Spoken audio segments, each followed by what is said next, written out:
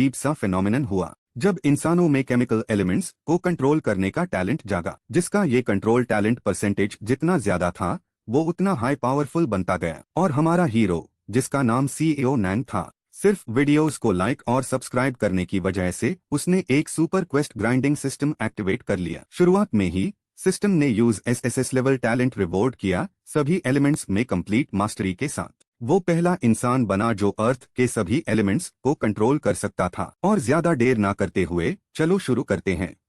But to complete है और admin ने एंड तक काम किया है। आप सब एंजॉय करें। एक सुबह थर्ड एडवांस्ड हाई स्कूल, जिसे लैंड ऑफ ऑब्लिवियन भी कहते थे, वहां एक पावरफुल स्पीच ऑर्गेनाइज की गई, या यूं कहें तो स्कूल कैंपस इस पुराने वाटर पोलो ग्राउंड के सामने।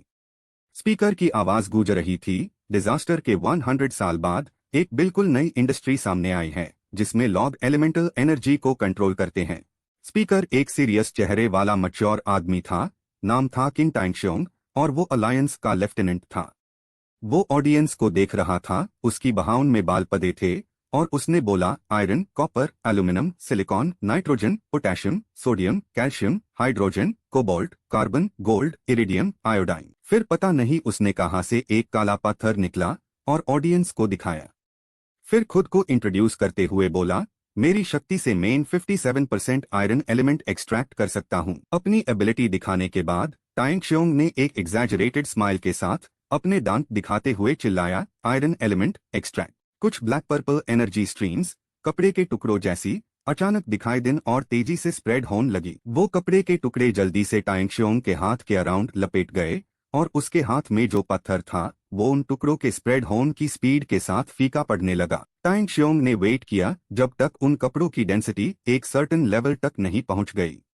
फिर उसने अपना हाथ झुकाया और पत्थर को गिरने दिया और लेक्चर देना शुरू किया, एलिमेंट्स का एक्सट्रैक्शन सिर्फ एनर्जी निकलने के लिए नहीं होता। जब पत्थर उसके पैर के पास गिरा तब भी उससे धुआं निकल रहा था, और उसके पास कुछ आयरन फाइलिंग्स द जो टाइंगशोंग के हाथ से गिर गए थे। तो पता चला कि वो कपड़े जैसे दिखने वेल पार्टिकल्स आयरन फाइलिंग्स से बेंद। टाइंगशोंग ने तुरंत अपना बॉडी वेट नीचे किया, अपना हाथ वही रखा और मुट्ठी बना ली। उसने एक्सप्लेन किया, इसकी असली यूज कॉम्बैट में होती है। लगभग उसी पाल दो ऑफिसर्स एक मोटी मेटल प्लेट उठाकर लाए। उसने एक जोर से चिल्लाया, स्टांस लेते हुए तोड़ दूंगा, और आयरन फाइलिंग्स से बने अपने बाइसेप से उस बहुत मोटी मेटल प्लेट को पंच कर दिया। लेकिन मेटल शील्ड को पंच करना ही काफी नहीं था। टाइंगशोंग के कंट्रोल में आयरन फाइलिंग्स एक विशाल स्पाइकी बॉल में बादल गए जो अस प्लेट पार खुल गई। जैसे ही मुट्ठी मेटल प्लेट से टकराई, दोनों ऑफिसर्स जल्दी से पीछे हट गए, अटैक से बचने के लिए। इस एक्स्ट्राऑर्डिनरी परफॉर्मेंस को देखकर land of oblivion high school के स्टूडेंट्स हैरान रह गए। सबकी आंखें बड़ी बड़ी थी और सब हैरा होकर चिल्लाए, क्या कमाल है। जो चीजें सिर्फ टेक्स्ट बुक्स में देखी थी वो अब रियल लाइफ में सामने है। शॉकिंग।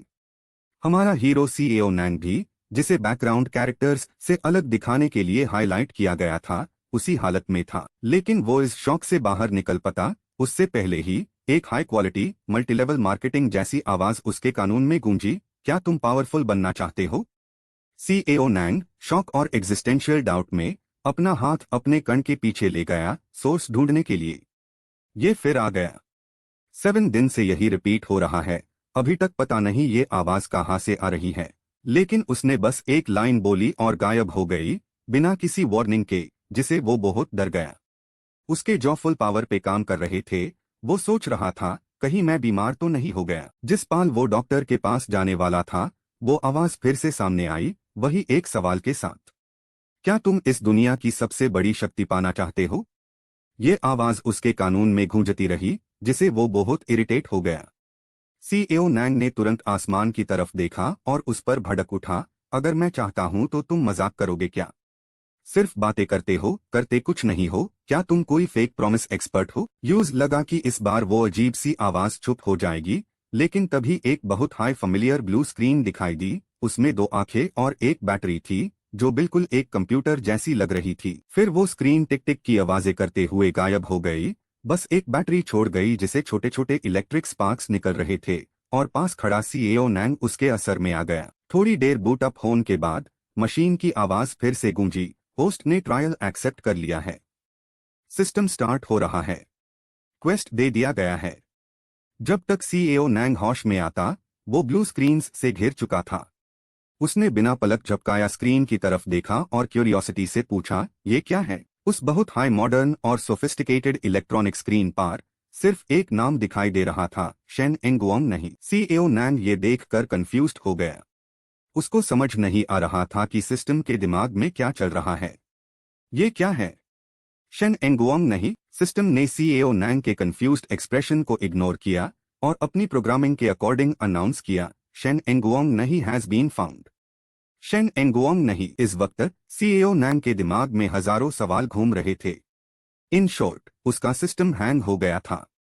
उसका इमेजिनेशन, छोटा बाबू सीईओ नैंग नाम का, उसके दिमाग में स्पैम और एक्टिवेट हो रहा था।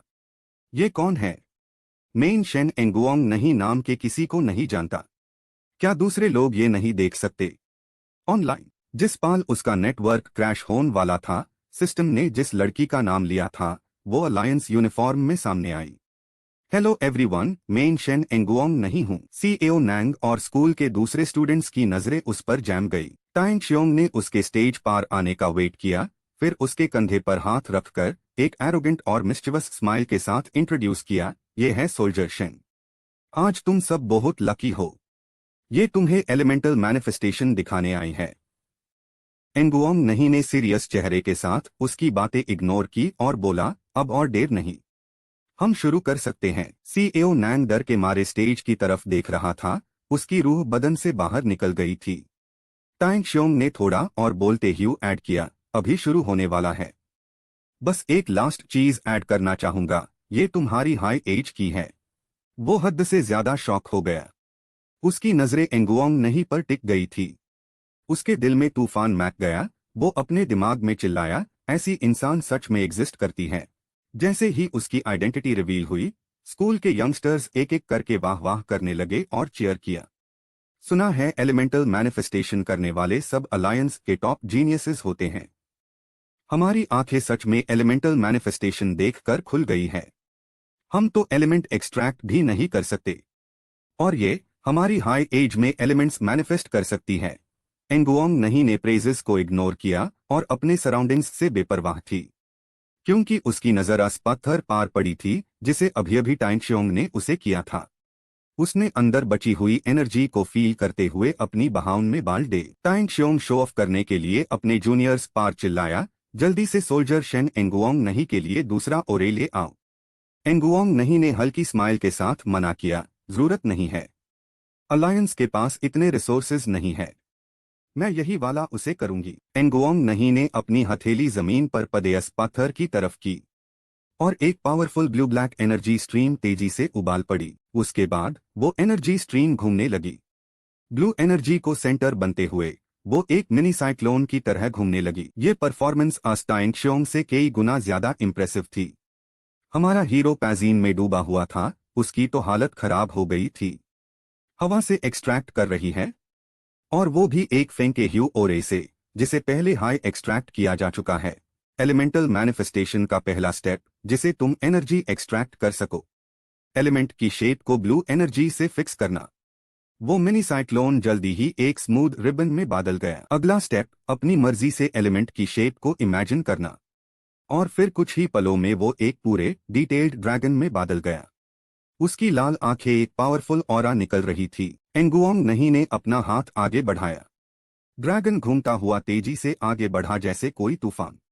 उसकी शक्ति आसमान छू रही थी। जब वो स्कूल के स्टूडेंट्स के सरों पर घूमने लगा, उन सब ने यूज फॉलो किया। उनकी आंखें एडमिरेशन से भरी हुई थी। एलिमेंटल मैनिफेस्टेशन, ये सच में एलिमेंटल मैनिफेस्टेशन है। सीईओ नैंग भी सोच रहा था, बहुत पावरफुल। जब ड्रैगन पूरा घूम चुका था, उसने बिना किसी झिझक के मेटल प्लेट उसकी तरफ फेंक दी और एक हाथ जमीन पर रखकर स्टांस लिया। ड्रैगन ने अपना मुंह खोला और उस मेटल शील्ड को आयरन डस्ट के साथ निगल लिया।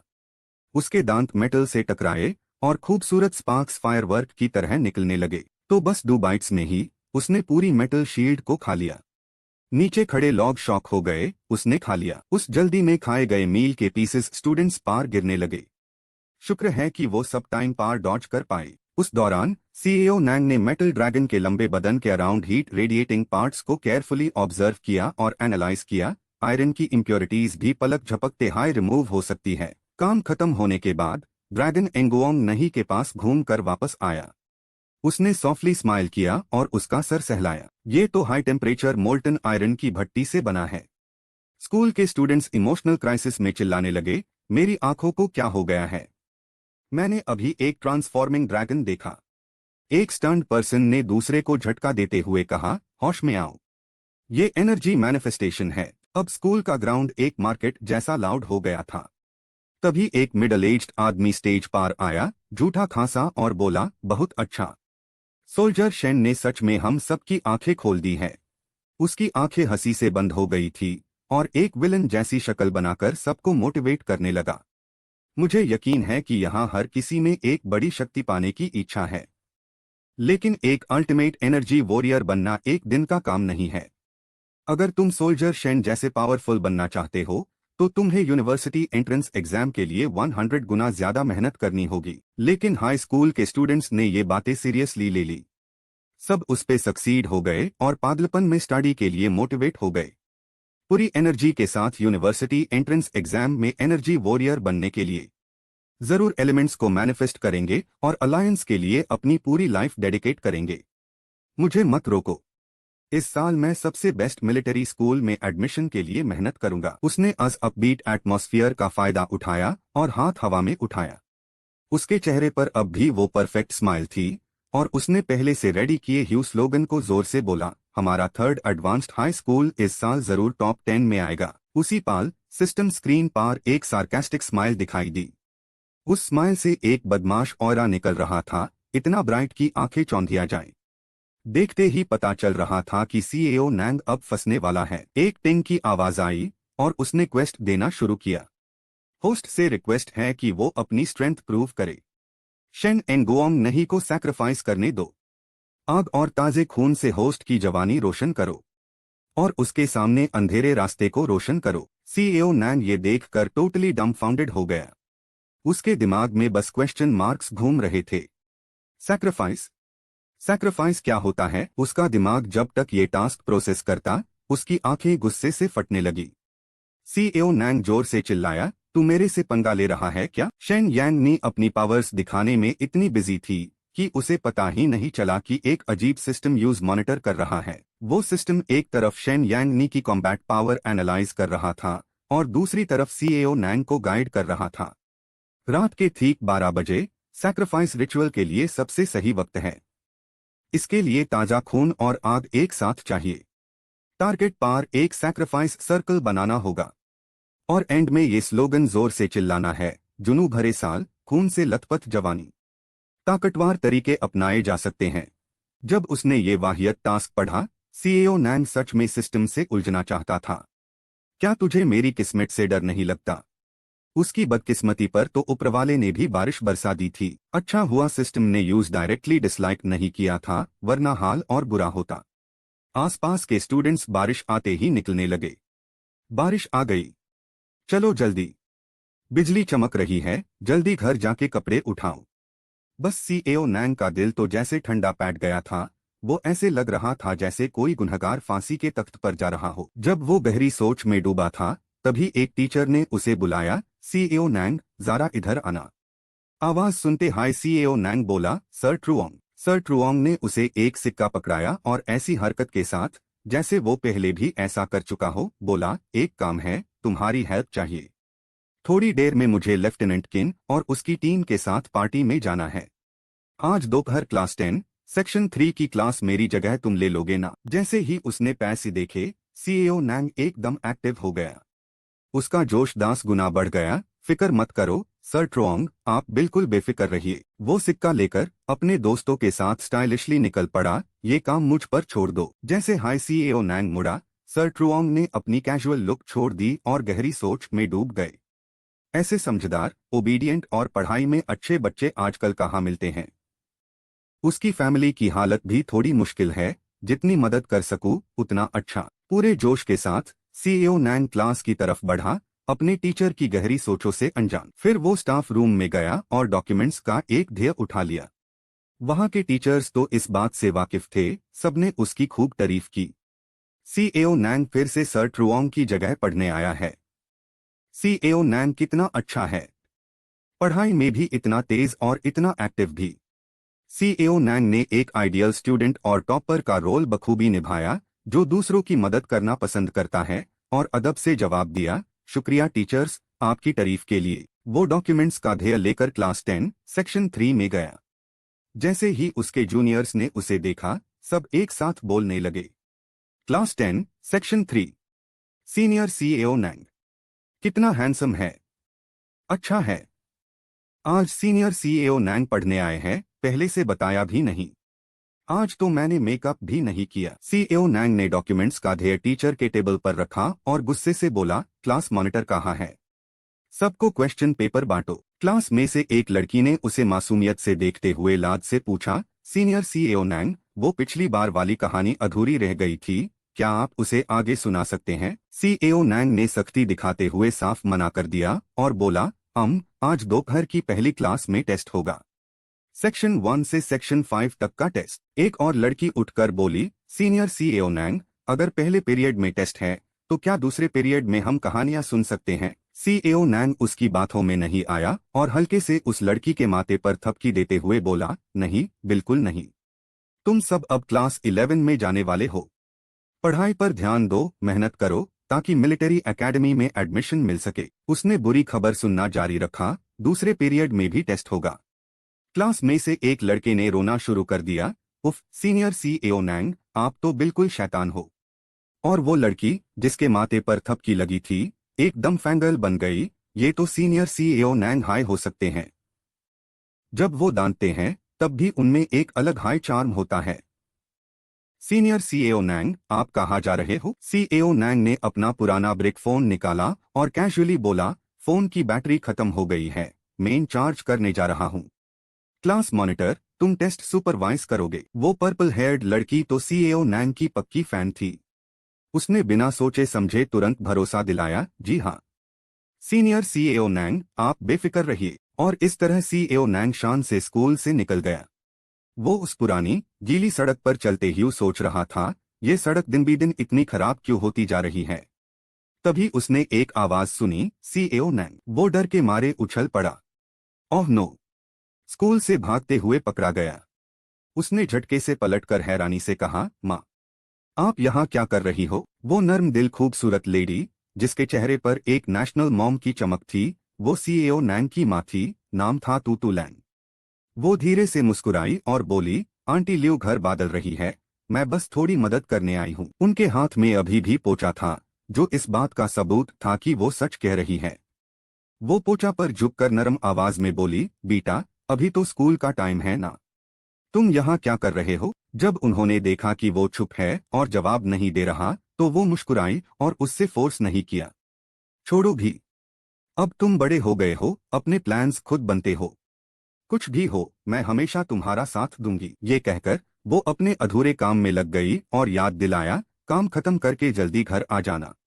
आंटी लियो ने 2 अंडे और एक टुकड़ा मीट दिया है, आज रात मैं तुम्हारे लिए कुछ अच्छा बनाऊंगी। सीएओ नैंग ने झट से जवाब दिया, जी माँ। जैसे ही उनकी बात खत्म हुई, एक तीखी आवाज सुनाई दी, मिस सीएओ, बाथरूम अभी तक साफ नहीं हुआ। तूतू लैंग ने पलटकर जवाब दिया, आई मैं। और जाने से पहले उसने फिर से प्यार से कहा, मैं अब काम करने जा रही हूँ, तुम अपनी सेहत का ख्याल रखना और जल्दी घर आ जाना। अपनी माँ की चिंता समझकर सीएओ नैंग ने अदब से जवाब दिया, जी माँ, मैं समझ गया, आप चिंता मत करो। आंटी लियो बाहर आई और उसे देखकर गर्मी से बुलाया, सीएओ नैंग आ गया। अंदर आकर थोड़ी देर बैठना चाहोगे? तुम्हारी माँ बस थोड़ी देर में अपना काम खत्म कर लेगी, फिक्र मत करो। उसने अदब से हाथ हिलाया और जवाब दिया, शुक्रिया आंटी लियो। जब भी वो उसे देखती, आंटी लियो गहरी सांस लिए बिना नहीं रह पाती। सच में कितना अच्छा बचा है, हैंडसम भी है, समझदार भी और अडबदर भी। पर अफसोस, इस भूली हुई जमीन पर पैदा हुआ। कितने बच्चों की जिंदगी बर्बाद कर दी है इस बर्बाद जगह ने। सीएओ नैंग ने उसकी बातें सुनी और चुपचाप सोचा, आंटी लियो की बातें सुनने में अच्छी नहीं लगती, पर सच तो यही है। वो बारिश में थोड़ी देर चलता रहा, फिर एक सुनसान जगह पर झुककर अपने दिल की बात बुदबुदिया, जो लोग इस घुली हुई जमीन पर पैदा हुए हैं वो कैपिटल ऑफ होप से आए लोगों से कंपेयर नहीं किए जा सकते। अपनी खुद की ताकत से ये हालत नहीं बदल सकती। सीएओ नैंग ने अपने ऊपर के उदास आसमान की तरफ देखा और उसका इरादा और पक्का हो गया। पर चाहे मैं इस घुली हुई जमीन पर हाय क्यों ना पैदा हुआ हूँ, मैं जरूर कोई ना कोई तरीका ढूंढूंगा ताकतवर बनने का। सिर्फ ताकतवर बनकर ही मैं अपनी माँ को एक अच्छी जिंदगी दे सकता हूँ। ये खूबसूरत और इमोशनल सीन चल ही रहा था कि अचानक सिस्टम हुआ और बोला। सीएओ नैंग, जो थोड़ा डरपोक था, बुरी तरह से घबरा गया। उसकी तो किस्मत हाय खराब थी। सिस्टम स्क्रीन पर डिस्प्ले हुआ, होस्ट की ताकत के लिए गहरी इच्छा और पक्के विश्वास को महसूस करते हुए। सैक्रिफाइस टारगेट्स के बीच का समय और दूरी की लिमिट बढ़ा दी गई है। अब सिर्फ 9 घंटे 27 मिनट बचे हैं। ये देखकर वो जो पहले हाई बैट किस्मैट था, अब और बैट किस्मैट हो गया। उसने हैरानी से पूछा, अगर टास्क फेल हो गया तो क्या होगा? ये सुनकर सिस्टम ने बिना किसी शर्म के कुछ बीप बीप करके अनजान बनने का नाटक किया। सीएओ नैंग ने शक से कहा, मुझे लगता है तू सिर्फ दिखावा कर रहा है, पर मेरे पास कोई प्रूफ नहीं है। और सीएओ नैंग तो पहले हाई इस भूली हुई जमीन का रहने वाला था, उसके पास खोने के लिए कुछ खास था ही नहीं। उसने दांत पीस कर बोला, मैंने डिसाइड कर लिया, एक बार रिस्क लेता हूं। सीएओ नैंग ने बड़े जोश से चिल्लाया, इसे अच्छा तो है कि मैं इस भूली हुई जमीन में हमेशा के लिए फंसा रहा हूं। मुझे लड़ना होगा। साइकिल भी मोटरसाइकिल बनेगी। उसकी इतनी बड़ी अनाउंसमेंट पर किसी ने चेयर नहीं किया।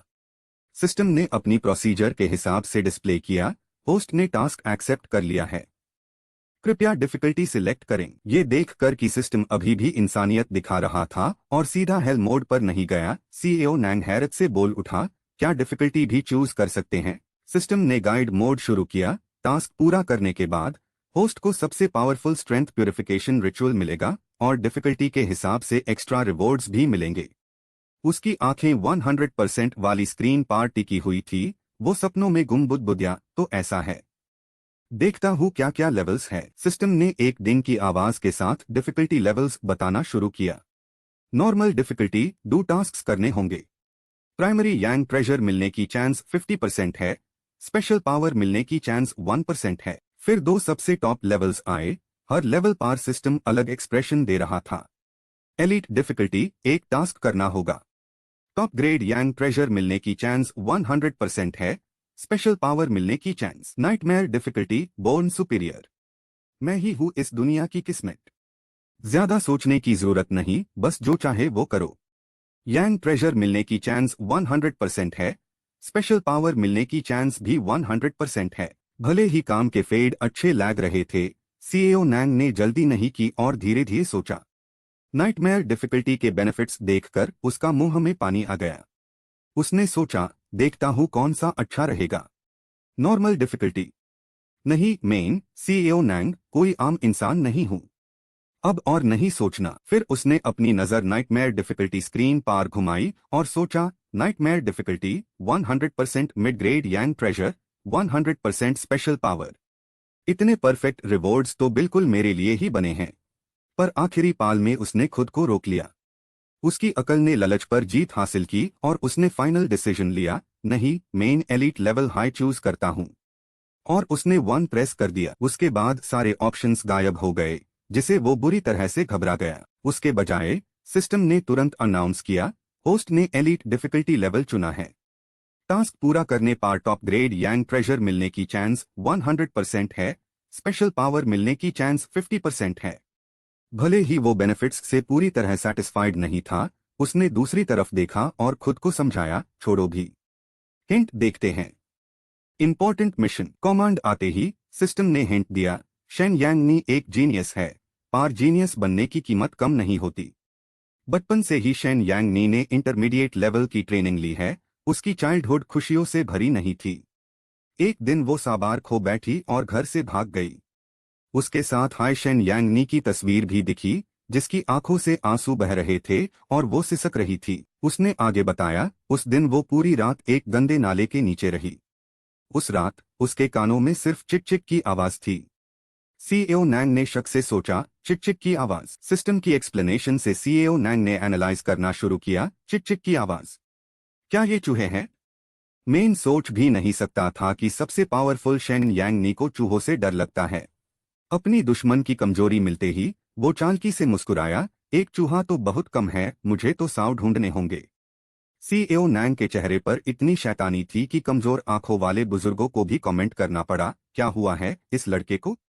लगता है कुछ बहुत बड़ा प्लान कर रहा है। सीईओ नैंग पार जैसे चुनिबियों का दौरा पैट गया था। बाहर से वो एक पागल विलन की तरह हंस रहा था और अंदर ही अंदर वो प्लान बना रहा था, अगर नहीं मिला तो सिर्फ एक ही सबसे बड़ा, सबसे खूंखार, सबसे डरवाना चूहा ढूंढूंगा। हाँ, मेन इस भूली हुई जमीन के सबसे खूंखार और डरवाने चूहों को पकड़ूंगा। अगली सुबह एक आसमान छूटी बिल्डिंग में, जिसे किम सैक होटल के नाम से जाना जाता था, अपने नाम किम सैक की तरह ही पूरी बिल्डिंग सुनहरे रंग में रंगी हुई थी। उसी में से एक कमरे में ट्रेनिंग की आवाज आ रही थी। वो शेन यांग नी थी। सुबह सुबह ही वो लगन से पंचिंग बैग्स पार हाथ साफ कर रही थी, अपनी स्किल्स को निखारती हुई। वो पूरी शिद्दत से प्रैक्टिस कर रही थी कि तभी किसी ने दरवाजा खटखटाया। शेन यांग नी ने रुककर पूछा, लेफ्टिनेंट किंग, क्या बात है? थियन हांग ने शांति से खड़े होकर गंभीरता से कहा, मेजर शेन, अभी अभी आपका रूम चेंज किया गया है। और जैसा उसने एक्सपेक्ट किया था, थोड़ी देर में ही वो कमरा लव लेटर्स से भर गया। उसने अदब से हाथ से लिखी चिट्ठियों का एक गुलदस्ता आगे बढ़ाया, ये वो लेटर्स हैं जो उन लड़कों ने भेजे हैं जिन्हें अपनी औकात नहीं पता। शेन यांग नी ने हैरानी से पूछा, बस इतने ही? इस बार थियन हांग ने ये सुनकर हल्के से अपने होंठ दबाए और घबराते हुए बोला, मेजर, आप इन लड़कों के हॉर्मोन्स को बहुत हल्का ले रही हैं। ऊपर के फ्लोर्स तो पहले हाई फुल है, वॉशरूम में खड़े होने की भी जगह नहीं मिली मुझे। एंगुओंग नहीं को इन बेकार की बातों की फिक्र नहीं थी। पसीना पूंछते हुए उसने ऑर्डर दिया, बस किसी को ढूंढो और काम करवाओ। वही एक शख्स ने मिलिट्री सैल्यूट किया और जोर से बोला, जी हुजूर। जाने से पहले थियन हांग ने कहा, मेजर, एक एक लेटर है, आपको देखना चाहिए। थियन हांग दूसरों की तकलीफ पार हंस रहा था, खुशी खुशी बोला, वो लेटर लिखने वाला यहाँ के बड़े आदमी डुओंग डक का बेटा है। वो होटल के दरवाजे पार वेट कर रहा है। देखो, एंगुओंग नहीं का चेहरा गुस्से से लाल हो गया। उसने आंखें सुकोड़ी और कहा, उसका मतलब क्या है? थियन हांग एक अजीब मुस्कुराहट के साथ जोर देकर बोला, लगता है वो रिश्ता करवाना चाहता है। इस भूली बिसरी जमीन की टकटवार पार्टीज बहुत गड़बड़ में है और पिछले कुछ सालों से कैपिटल ऑफ होप के साथ उनके रिश्ते और भी बिगड़ गए हैं। हमारे सभी मिलिट्री अंडरकवर एजेंट्स को मार दिया गया है। अगर हम डुओंग डक के जरिए कुछ इंटरनल इंटेलिजेंस निकल सके तो ये हमारे लिए बहुत फेडमेंट हो सकता है। मेजर थम, एक बार मिलकर देखिए ना। पर वो अपनी बकवास पूरी करता उससे पहले ही उसने एक यूएसबी उसकी तरफ फेंक दी। अपने हाथ में आई नई चीज को देखकर थियन हांग ने हैरानी से पूछा, ये क्या है? एंगुओंग नहीं ने उंगलियां चटकाई। उसका चेहरा पठार जैसा था जब उसने यूज वॉर्न किया, ये इस फॉरगॉटन लैंड की कुछ बड़ी ताकतों की इंटरनल इंटेलिजेंस है। आईसी पढ़कर सोचना आगे क्या करना है। थियन हांग का दिल कांप उठा। इंटरनल इंटेलिजेंस, वो जानता था कि अगर ये बिगड़ गया तो उसकी खैर नहीं। वो जल्दी से बोला, मैं चलता हूँ ये देखने। Sorry for the trouble major. एंगुओंग नहीं ने अपनी पंचिंग बैग ठीक की। उसका चेहरा गंभीर सोच में डूबा था। एक मामूली लेफ्टिनेंट और वो एक मेजर को हनी ट्रैप स्ट्रैटेजी यूज करने की सलाह दे रहा है इस फॉरगॉटन लैंड में। और फिर उसने एक जोर से पंच मारा। सच में कोई शांति नहीं है यहाँ। धम्म। एक झटके में अस पंचिंग बैग ने खुद को एंगुओंग नहीं के लिए कुर्बान कर दिया और बदले में उसको मिला एक शांत और स्टेबल माइंड। सब ठीक था, वो अब स्टेबल कंडीशन में थी। और फिर वो आईने के सामने खड़ी हो गई, खुद की तारीफ करने लगी, आय मेरी प्यारी, तू तो क्या खूब लगती है। आज रात हवा ठंडी थी और जो बेखौफ बाहर खड़े थे उनको तो ठंड से जैम जाना था। अतु की तो जान निकलने वाली थी। उसका पूरा बदन कांप रहा था जब वो बोला, डुओंग भाई, हम 6 to 7 घंटे से वेट कर रहे हैं, थम एंगुओंग नहीं बाहर नहीं आएगी। एनजीओवाई ठंड से कांपते हुए भी स्टाइल मारते हुए बोला, ऑब्वियसली, वो क्यों आएगी बाहर? कला बालों वाला लड़का कंफ्यूज्ड होकर बोला, तो फिर हम वेट क्यों कर रहे हैं? एनजीओवाई ने मुस्कुराकर कहा, तुम क्या जानते हो? लड़कियां जितनी कोल्ड होती है उतनी ही वो मुझ जैसे हैंडसम, रिफाइंड और अटेंटिव लड़के को मना नहीं कर पाती है। खासकर आज रात की बारिश, इसे तो इस यंग मास्टर का करिश्मा और भी बढ़ गया है।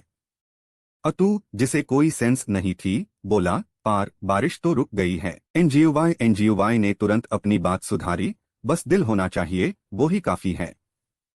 अतु ने उसकी इतनी हिम्मत देखी तो अपना दिमाग घर छोड़कर उसकी तारीफ करने लगा। डुओंग भाई, आप तो शायर हैं। ऐसी शायरी के साथ कैपिटल ऑफ होप के किसी भी यूनिवर्सिटी में एडमिशन पक्का है। उसने सोचा था एनजीओवाई सिर्फ एक अमीर बेवकूफ है, पर वो तो एक गहरी चाल चलने वाला निकला। एनजीओवाई ने मुस्कुराकर कहा, यूनिवर्सिटी? बस ये ऊपर तक पहुंचा दो तो किसी भी यूनिवर्सिटी में एडमिशन कोई बड़ी बात नहीं। हाय रब्ब, ये बंदा तो पूरा पागलों का सरदार है। अपनी जुबान बंद नहीं रख सकता, पूरा प्लान होटल के सामने ही युगल दिया। अब बस एक आखिरी स्टेप बचा है, इस होटल का इंटरनल कार्ड मिल जाए, उसके रूम में घुस जाऊं और ये मेरा गिफ्ट अपने हाथों से उसको डन। अतु, जो थोड़ा प्रैक्टिकल था, ये सुनते ही पीछे हटना चाह रहा था। थम एंगुआंग नहीं के रूम में घुसना, ये मौत को बुलाना नहीं तो क्या है। एनजीओवाई अपनी जिद में आधा हुआ, बोला, जब तक शेर की गुफा में नहीं घुसोगे, शेर कैसे पकड़ोगे? तुम क्या जानो? अतु, जो उसकी बातें सुन रहा था, अचानक चिल्लाया जैसे उसने कुछ देख लिया हो। डुओंग भाई, वो देखो कौन है। उसने एक नजर देखा और पहचान लिया। उसके अजीब दिमाग ने गैस किया, ये तो सीएओ नैंग लगता है। इतना बड़ा बैग उठाकर लेफ्टिनेंट टैन को ब्राइब डीन आया है क्या? पर वो बंदा इंडो कमेडियंस की जोड़ी पर ध्यान दिए बिना सीधा आगे निकल गया। अतु ने गुस्से से देखा, उसका चेहरा बिगड़ गया और बोला, डुओंग भाई, सीएओ नैंग ने तो हमें देखा ही नहीं लगता है। एनजीओवाई को ये बर्दाश्त नहीं हुआ। उसने आवाज लगाई, सीएओ नैंग, रुको। उसकी आवाज सुनकर वो पैलथा और पूछा, तुम भी यहाँ हो? और फिर उसने एक फेक स्माइल के साथ कहा, माफ करना, अभी मेरी आंखें खुली नहीं थी, मैं जानबूझकर तुम्हें इग्नोर नहीं कर रहा था। उसके एक जुमले ने एनजीओवाई को इतना गुस्सा दिला दिया कि वो खून उगलने वाला था। एनजीओवाई गुस्से से फट रहा था, पर काम निकलवाना था, इसलिए उसने खुद को संभाला, खांसा और बोला, सीधी बात करते हैं। मेरे पास एक डील है जो तुम्हें रात भर में अमीर बना सकती है, करोगे? ये सुनते ही यूज इंटरेस्ट आया। उसने सोचा और फुदफुदिया, रातों रात अमीर, और तुरंत मान गया। पैसा? उसने तो सही नास पकड़ ली थी। हाँ हाँ बिल्कुल, उसका पैसे के लिए पागलपन देखकर एनजीओवाई जो अभी अपनी ज़बान का जादू चलाने वाला था, वो तो हैरान रह गया। थोड़ा डिस्क्रीट नहीं हो सकते? ये बिल्कुल प्रोफेशनल नहीं लग रहा। तुम पैसा सुनते ही सब कुछ बोल देते हो। चलो मैं फिर से करता हूँ। एनजीओवाई ने लंबी सांस ली और बोला, छोड़ो छोड़ो, मेन पॉइंट पार आओ। वो डुओंग नाम का लड़का करीब आकार हल्के से मुस्कुराया, मेरी हेल्प करो, इस होटल का एक इंटरनल एक्सेस कार्ड दिला दो, काम होने पर मैं तुम्हें 50 अलायंस कॉइन्स दूंगा। क्या बोलते हो? सीएओ नैंग सोचने लगा, इंटरनल कार्ड? अगर पकड़ा गया तो चोर मना जाऊंगा। उसको लगा ये रीजन ठीक है, तो उसने तुरंत प्राइस बढ़ा दिया, 100 कॉइन्स, इसे ज्यादा नहीं हो सकता। सीएओ नैंग खुश हो गया, डील डन। उसने अपना हाथ बढ़ाकर बोला, एडवांस पेमेंट। वो डुओंग नाम का लड़का मुंह बनते हुए बोला, एडवांस भी चाहिए? पर उसको हेल्प की जरूरत थी, तो उसने दे दिया और याद दिलाया, ये लो तुम्हारा है। पैसे दिए हैं तो मेरा काम करना पड़ेगा। सीएओ नैंग खुशी से बोला, थैंक यू यार। और फिर वो खुशी से उछलता हुआ गोल्डन होटल की तरफ चल पड़ा। अतु ने देखा वो खूब कमा रहा है, तो वो भी इसमें हिस्सा लेना चाहता था। जल्दी से घुटनों पर बैठकर भीख मांगने लगा, डुओंग भाई, इंटरनल कार्ड्स चुराना तो मेरा स्पेशलिटी है, मुझे 100 अलायंस कॉइन्स दो और मुझे जाने दो। वो डुओंग नाम का लड़का गुस्से से भर गया, काले बालों वाले लड़के को सीधा गाली दी, बेवकूफ। क्या मुझे खुद रूम कार्ड्स चुराने पड़ेंगे? उससे जाने दो, अगर कुछ हुआ तो मुझ पर कोई शक नहीं करेगा। ऐसा अच्छा मोहरा तो इस्तेमाल करना ही पड़ेगा। इस बात से वो कला बालों वाला लड़का चुपचाप बैठ गया, तुरंत अपनी रिक्वेस्ट वापस ले ली और तारीफ करते हुए बोला, डुओंग भाई, आप तो जीनियस हैं। लेकिन वो बंदा इतना बड़ा बैग उठाकर चोर जैसा लग रहा है। वो देखता रहा, दिल से हंसता हुआ बोला, बस करो, बिल्कुल वैसा हाई लग रहा है। जब वो दोनों बातें कर रहे थे, तब तक वो किम सैट होटल के लॉबी में एंटर कर चुका था। सीएओ नैंग ने रिसेप्शनिस्ट दीदी से पोलाइट होकर पूछा, दीदी, एक्सक्यूज मी, क्या यहाँ आवरली रूम्स अवेलेबल हैं? रिसेप्शनिस्ट ने चेक किया और जवाब दिया, आवरली रूम्स तो सब बुक हो चुके हैं। वो ऊपर देखकर एडवाइस डीन हाई वाली थी, हम लोग। वो तो सीएओ नैंग के जबरदस्त हैंडसम लुक्स की चमक से आंखें चौंधिया गई थी। रिसेप्शनिस्ट में जैसे जान आ गई, उसने अपने सारे रूल्स और रेगुलेशंस भुला दिए, खादी होकर चिल्लाई, है। हमारे यहाँ तो सारे आवरली रूम्स हाई हैं। उसने बात करना शुरू किया, छोटे भाई, क्या तुम इस रूम में अकेले हो? सीएओ नैंग ने झूठी हंसी के साथ कहा, जी हाँ। रिसेप्शनिस्ट हंसी और अपनापन दिखाते हुए बोली, कितने क्यूट हो। तुम भी तो थम एंगुओंग नहीं के साथ एक चांस एनकाउंटर के लिए आए हो, है ना? मैं तुम्हें बता डान, वो 8th फ्लोर पार है, रूम नंबर 808। सीएओ नैंग ने झट से बात काटी, नहीं, आपको गलतफहमी हुई है। मैं तो असल में लेफ्टिनेंट टैन के साथ एक चांस एनकाउंटर के लिए आया हूँ। जैसे ही उसने सुना कि ये मसल वेल बंदे से मिलने आया है, रिसेप्शनिस्ट दीदी के तो रोंगटे खड़े हो गए। लेफ्टिनेंट किन से चांस एनकाउंटर? उसने मुट्ठी बंद की और ऐसे जवाब दिया जैसे सच हो, जी हाँ। दिल ही दिल में सोचा, मैं किसी को पता नहीं चलने दे सकता कि मैं थम एंगुओंग नहीं के लिए खुद को कुर्बान करने आया हूँ। रिसेप्शनिस्ट दीदी एक पाल के लिए हैरान रह गई, फिर शांत होकर हंसने लगी और बोली, आए छोटे, तुम बड़े मजाकी हो। अगर तुम इतने एम्बिशियस हो तो मैं तुम्हें मना नहीं कर सकती। लेफ्टिनेंट किन 7th फ्लोर रूम 708 में है। मैं तुम्हें बगल वाला रूम 707 देती हूँ, ये लो रूम कार्ड। सच में हैंडसम लॉग ऑन को हर जगह फायदा मिलता है। उसने रूम कार्ड लिया, पैल था और चल दिया, शुक्रिया दीदी। आप कितनी अच्छी हो। लीड एक्टर की किस्मत में तो लड़कियां भर भर के लिखी थी। कुछ हाई मिनट्स में उसने रिसेप्शनिस्ट दीदी को दीवानी बना दिया, उसकी पीठ देखती रही और पागलों जैसा मुस्कुराती रही। ऐसा हैंडसम लड़का तो आज तक नहीं देखा, सच में, जितना देखो उतना ही पसंद आता है। सीएओ नैंग ने हाथ में रूम कार्ड लिया, कल वाला रूम 707 देती हूँ, ये लो रूम कार्ड। सच में हैंडसम लॉग ऑन को हर जगह फायदा मिलता है। उसने रूम कार्ड लिया, पैल था और चल दिया, शुक्रिया दीदी। आप कितनी अच्छी हो। लीड एक्टर की किस्मत में तो लड़कियां भर भर के लिखी थी। कुछ हाई मिनट्स में उसने रिसेप्शनिस्ट दीदी को दीवानी बना दिया, उसकी पीठ देखती रही और पागलों जैसा मुस्कुराती रही। ऐसा हैंडसम लड़का तो आज तक नहीं देखा, सच में, जितना देखो उतना ही पसंद आता है। सीएओ नैंग ने हाथ में रूम कार्ड देखा और गहरी सांस ली, बैडबडेट यू बोला, ऐसे ही मेरे 40 अलायंस कॉइन्स चले गए।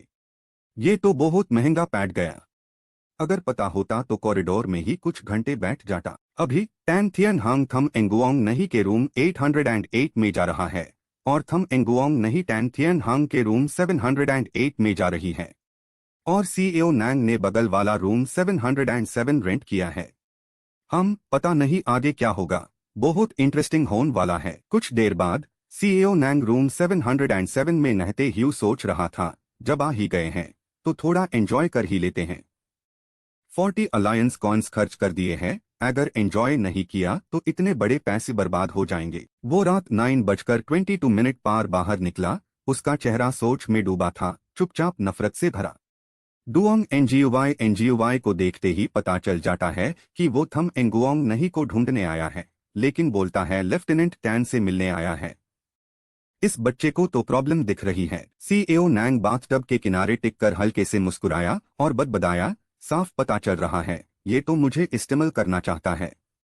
डुओंग एनजीओवाई की बातों पर कौन यकीन करेगा?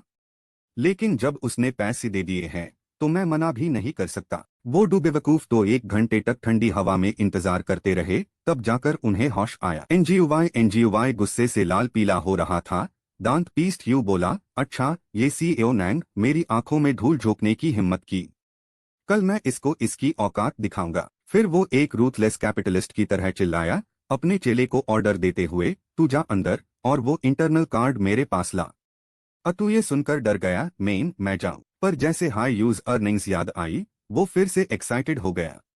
एनजीओवाई के पास जाकर हाथ फैलाया और बोला, तो अगर मेन इंटरनल कार्ड चुराऊं तो मुझे भी 100 अलायंस कॉइन्स मिलेंगे, है ना? लेकिन एनजीओवाई इतना भी पागल नहीं था। उसने आंखें फाड़कर पूछा, हर लफ्ज A2 पर एक भरी वार था। पहले उसकी शक्ल पर अटैक किया, तुझे भी पैसे चाहिए? क्या तू सीएओ नैंग जितना हैंडसम है?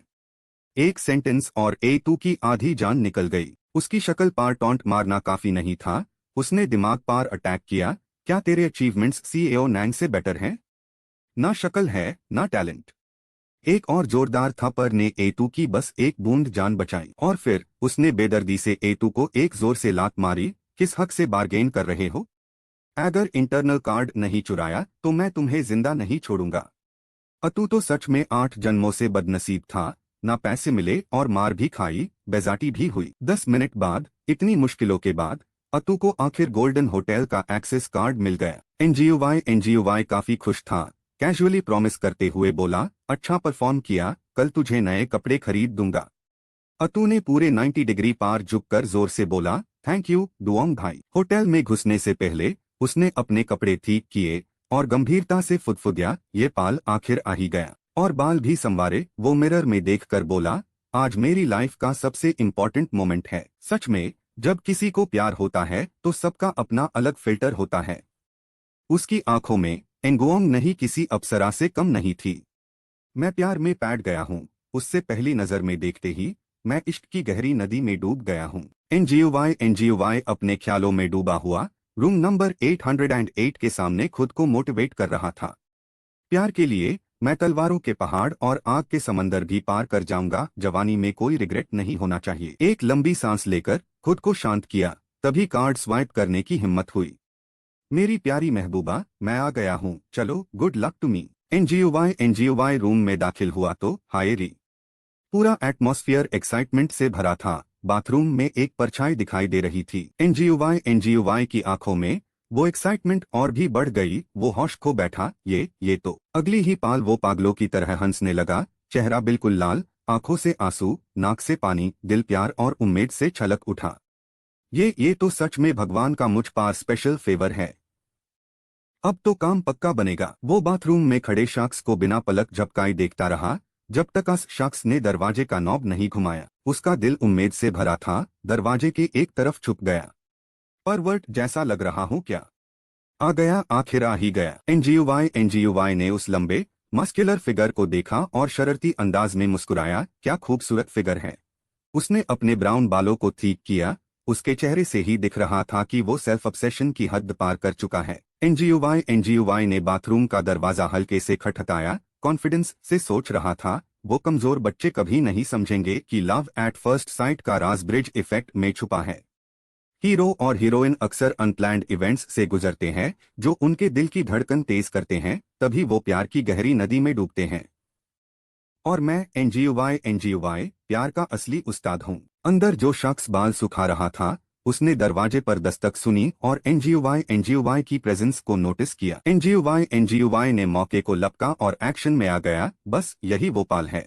वो उस लंबे बाथरोब पहने शख्स की तरफ लपका। वो तेजी से असलूज बाथरोब की तरफ लपका। उसके दिमाग में चल रहा था, फर्स्ट लव में तो सरप्राइज एलिमेंट और हार्ट रेसिंग मोमेंट्स हाई सब कुछ होते हैं। एनजीओवाई घमंड से सोचने लगा, थम एंगुओंग नहीं अब घबरा गई है। उसका मूड मेरी बनाई हुई अनप्लान्ड सिचुएशन और अननेचुरल एटीट्यूड से बिगड़ गया है। इतनी देर तक जिंदा है तो जरूर इसके पूर्वजों का आशीर्वाद होगा। एनजीओवाई ने इतनी जल्दी और खतरनाक तरीके से मूव किया कि जैसे हाई बाथरोब गिरा, वो रेडी था। ये तो लव कन्फेशन का परफेक्ट मोमेंट है। और उसी पाल वो जोर से चिल्लाया, I love you for ever. उसने बाथरोब का बेल्ट हवा में उछाला और शोजो मंगा के हीरो की तरह उछल पड़ा। एनजीओवाई पूरे कॉन्फिडेंस में था, जबकि उसके सामने वाला शख्स यूज बुरी तरह पीटने की सोच रहा था। एनजीओवाई अपनी ही दुनिया में खोया हुआ था, खुश और बेखबर की कितनी बड़ी मुसीबत आने वाली है। अमेजिंग। एक सेकंड बाद वो जोर से चिल्लाएगी, लेकिन मैंने अपने एक्स्ट्राऑर्डिनरी मर्दाना स्वैग को दिखाने के लिए परफेक्ट और शानदार शब्द तैयार कर रखे हैं। और फिर 1 मिनट बाद वो चिल्लाने वाली लड़की मुझसे बेइंतहा प्यार करने लगेगी। दिल ही दिल में वो बेसब्री से बोला, आ जाओ, चिल्लाओ जोर से। थोड़ी देर इंतजार करने के बाद जैब यूज एक्सपेक्टेड आवाज नहीं सुनी तो उसे कुछ गलत लगा। एनजीओवाई ने जैसे ही ऊपर देखा तो हैरान रह गया। यहाँ कोई एंगुओंग नहीं थी, बस एक थियन हांग था जिसकी नसें फूल रही थी। एनजीओवाई का रंग उड़ गया। चेहरे पर खून का एक कतरा भी नहीं था। और SHT एनजीओवाई घबराकर पीला पैट गया और झट से रोजेस का बुके पीछे छुपा लिया। ये सिचुएशन तो एक्सप्लेन करना मुश्किल था। उसके बाद वो भूत देखने जैसा चिल्लाया, मैं भूत से मिल लेता तो भी ठीक था। थियन हांग पागल की तरह हंसा और गर्जा, कुत्ते। एक किक मारी और वो कई फीट दूर जा गिरा। नाक से खून ऐसे बहा जैसे वाटरफॉल। थियन हांग गरजा, तू किसको प्यार करता है? उसके बाद सेंट्रल अलायंस की तरफ से मर्सिलेस अटैक शुरू हो गया। उस रात पूरा गोल्डन होटल थियन हांग के गुस्से से कांप उठा। अभी के अभी निकल यहाँ से। होटल में उसके सबॉर्डिनेट्स सब घबरा गए, सीरियस चेहरों के साथ अलर्ट हो गए। क्या हुआ? ये आवाज कहाँ से आ रही है? गड़बड़ है। ये कैप्टन किन है? कोई दुश्मन है? सारे सबॉर्डिनेट्स तेजी से 7th फ्लोर की तरफ भागे, आगे बढ़ने को तैयार थे। जल्दी करो, लेफ्टिनेंट किन की हिफाजत करो। रूम के अंदर का सीन और भी अजीब था। एनजीयूवाई लीच की तरह हाफ नेकेड थियन हांग से चिपका हुआ था, छोड़ नहीं रहा था और खुद को एक्सप्लेन करना चाहता था। लेफ्टिनेंट किन, सर प्लीज मेरी बात सुनिए। थियन हांग और गुस्से में आकार गरजा, हाथ छोड़ो। जितना वो बोलता उतना हाई एनजीयूवाई और जोर से चिपक जाता, पूरी ताकत लगाकर एक्सप्लेन करने लगा। लेफ्टिनेंट किन, सर ये सब वैसा नहीं है जैसा आप सोच रहे हैं। मियर फादर वो। थियन हांग गुस्से से लाल हो गया। अभी के अभी हाथ छोड़ो, मुझे पहले कपड़े पहनने दो। लेकिन कौन जानता था, उनके जेलस सबॉर्डिनेट्स ने उसी वक्त दरवाजा खोला और अंदर घुस गए। सबके चेहरे ऐसे थे जैसे किसी को रेंज हाथों पकड़ा हो। एक साथ पूछा, कैप्टन आप ठीक हैं? रूम का सीन देखकर सबकी जुबान बंद हो गई। एनजीओवाई चिपका हुआ सिसक सिसक कर बोला, लेफ्टिनेंट किन, सर प्लीज मेरी बात सुनिए। थियन हांग ने सब्र खो दिया और गरजा, हाथ छोड़ो। मैंने कहा हाथ छोड़ो, सुना तुमने? सारे कॉमरेड्स पूरा सीन देखकर पेल पैट गए। थियन हांग और एनजीओवाई के चेहरे टमाटर की तरह लाल थे। अब तो ये दोनों गंगा में भी कूद जाए तो अपनी सफाई नहीं दे पाएंगे। हवा में सन्नाटा छा गया। कितना ऑकवर्ड साइलेंस था। सबने झट से पीछे हटना ठीक समझा और एक ने चुपचाप दरवाजा बंद करते हुए कहा, सॉरी डिस्टरबेंस के लिए, गुड नाइट। वो सब एक्साइटमेंट से डिस्कस करने लगे, कैप्टन आपकी चॉइस बुरी नहीं है। ये यंग लड़का सच में काफी फेयर है। 1 मिनट पहले रूम 707 में सीएओ नैंग मौके का इंतजार कर रहा था। तभी उसने सबॉर्डिनेट्स की चीखने की आवाज सुनी, लेफ्टिनेंट किन को बचाओ। वो हैरान रह गया, क्या हुआ? लेफ्टिनेंट किन ऊपर क्यों भागे हैं? तो सीईओ नैंग अपनी क्यूरियोसिटी कंट्रोल नहीं कर पाया और इंफॉर्मेशन लेने दरवाजे तक गया। तभी उसने देखा कि एंगुओंग नहीं कोइंसिडेंटली वहां से गुजर रही थी। वो हैरान होकर खुद से पूछा, थम एंगुओंग नहीं, ये यहाँ क्या कर रही है? सीईओ नैंग पकड़े जाने से डर रहा था, इसलिए उसने बस थोड़ा सा झांक कर दरवाजा बंद किया और छुप गया। उसके अंदर कंफ्यूजन बढ़ती जा रही थी। ये हो क्या रहा है? अपर फ्लोर पार तो टैन थियन हांग है। इसका मतलब थम एंगुओंग नहीं रूम 708 में है। फिर भी उसने इस बात पर ज्यादा देर तक सोचा नहीं। ऊपर जो भी हुआ हो, ये मौका बिल्कुल नहीं छोड़ना चाहिए। तो 10 मिनट बाद वो अपना बड़ा सा बैग उठाकर थम एंगुओंग नहीं के रूम में घुस गया। सीईओ नैंग खिड़की से अंदर कूद। चोर जैसा लग रहा हूं क्या? पहला स्टेप सक्सेसफुल रहा तो उसने चैन की सांस ली। चलो फाइनली अंदर आ गया। ये प्रोफेशनल गियर अभी भी मुझे ठीक से उसे करना नहीं आता। उसने बैकपैक की तरफ देखा तो उसमें स्कूल परफॉर्मेंस वाला किसिंग प्रोडक्ट मिला। उसका चेहरा तुरंत सेफ पैट गया। लगता है मैं सही हूँ, ये पक्का थम एंगुओंग नहीं का ही रूम है। उसने बैकपैक पहना और छुपने की जगह ढूंढने लगा। तभी उसने टेबल पर एक छोटा सा ब्लैक कैप्सूल देखा। ये देखकर उसे याद आया जब उसने वो मेटल डिवाइस कंट्रोल किया था। सीईओ नैंग ने हाई ग्रेड क्रिसलिस को पकड़कर घुमाया, अपने दिल में लाइट स्पीड से बढ़ते लालच को दबाते हुए। ये वो हाई ग्रेड क्रिसलिस है जो थम एंगुओंग नहीं एनर्जी स्टोर करने के लिए उसे करती है। अगर इसको बाहर बेचा जाए तो कम से कम 1000 अलायंस कॉइन्स तो मिल ही जाएंगे। शांत हो जा, इसको हाथ लगाना भी आसान नहीं है। वो अपनी असली मिशन नहीं भूला था जब वो यहाँ घुसा था। सबसे इम्पोर्टेंट काम था छिपने के लिए एक सेफ जगह ढूंढना। तो सीईओ नैंग ने रूम के हर कोने को छुपने की सेफ जगह ढूंढने के लिए चेक किया। थोड़ी देर रूम के हर नुक्कड़ को छंतने के बाद आखिर में सिर्फ कबर्ड हाई पॉसिबल लगा। कितना भी ढूंढ लो, बस यही एक जगह है जहां छुप सकता हूं। वो अभी भी हेजिटेट कर रहा था कि रूम का ओनर आने ही वाला था। सीईओ नैंग ने दांत पीस कर सोचा, गड़बड़ है। वो वापस आ गई, इसलिए उसने झट से कबर्ड के दोनों दरवाजे खोले और तेजी से अंदर घुस गया। अब हेजिटेशन का वक्त नहीं था। उसकी किस्मत अच्छी थी कि जैसे ही उसने कबर्ड का दरवाजा बंद किया, उसी पाल उसने रूम का दरवाजा खोला। एंगुओंग नहीं ऐसे हाई रूम में चली गई बिना किसी घुसपैठिए के बारे में जाने। सीएओ नैंग कबर्ड के अंदर इतना डर गया था कि हिलने की भी हिम्मत नहीं कर रहा था, खुद को तसल्ली देते हुए, काम डाउन। मैंने बाहर कोई निशान नहीं छोड़ा होगा, थम एंगुओंग नहीं को पता नहीं चलेगा। वो सीधे बाथरूम में गई और शॉवर चला दिया। सीएओ नैंग ने कबर्ड में छुपे हुए वो आवाज साफ सुनी और थोड़ा सुकून मिला। नहाने की आवाज आ रही है, मतलब वो नहा रही है, पर खतरा अभी टाला नहीं था। सीएओ नैंग बस ऊपर वाले से यही दुआ कर सकता था कि ये लड़की नहाने के बाद सीधे जाके सो जाए। 10 मिनट बाद एंगुओंग नहीं बाथरूम से बाहर आई। उसके चेहरे पर फेस मास्क लगा हुआ था। उसने अपनी चप्पलें बदली और वार्डरोब की तरफ बढ़ी। सीएओ नैंग चुपचाप सोच रहा था। कदमों की आवाज सुनकर लगता है वो बाहर निकल गई, और जब उसने देखा कि वो कहाँ जा रही है तो डर से कांप उठा। ये तो हो चुका है। नहीं, ऐसा हो नहीं सकता, मजाक मत करो। सीएओ नैंग बस अपने पास के कपड़ों को कांस के पकड़ सकता था, खुद को छुपाने की कोशिश करते हुए। जैब एंगुओंग नहीं ने दरवाजा खोला। सरप्राइज। उसने चेहरे पर खीरे लगाए ह्यूदा, इसलिए उसको कुछ खास दिख नहीं रहा था। एंगुओंग नहीं एक हाथ से मास्क ठीक कर रही थी और दूसरे हाथ से कबर्ड में हाथ डाला। उसका हाथ ठीक उस ड्रेस की तरफ बढ़ा जिसके पीछे वो छुपा हुआ था। सीएओ नैंग घबरा गया।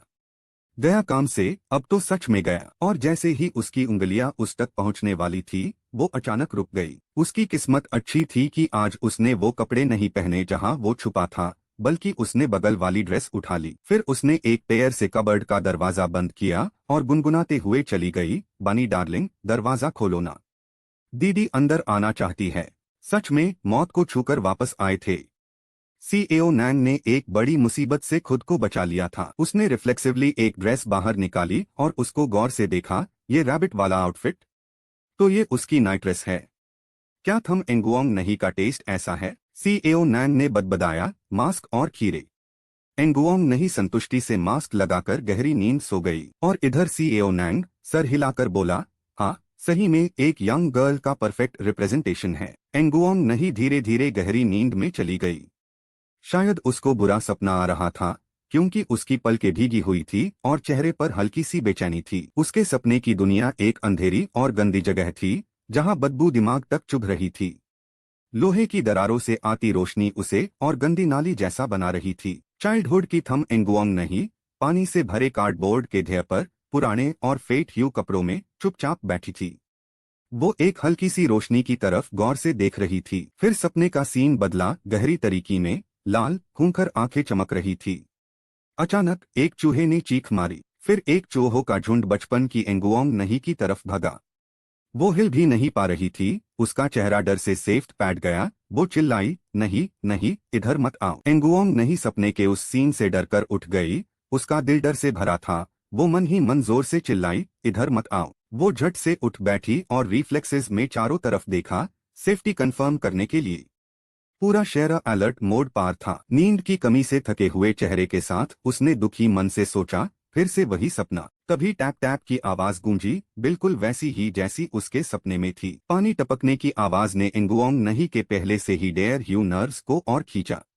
वो तुरंत अलर्ट हो गई। उसके बाद एंगुओंग नहीं ने एक जानी पहचानी खुशबू सूंघी जिसने उस नरक की यादें ताजा कर दी। वो डर के मारे कांप गई। ये स्मेल और ये आवाज, कहीं और। रिफ्लेक्स में उसने अपने रूम का लैंडलाइन फोन पकड़ लिया और सर्विस स्टाफ को कॉल किया। उसकी आवाज कांप रही थी, हेलो हेलो सर्विस। हेलो, सुन रहे हो क्या? अफसोस की बात है, वो फोन अब बेकार हो चुका था। एंगुओंग नहीं बार बार बुला रही थी, पर कोई जवाब नहीं दे रहा था, जिसे उसकी बेचैनी और बढ़ गई।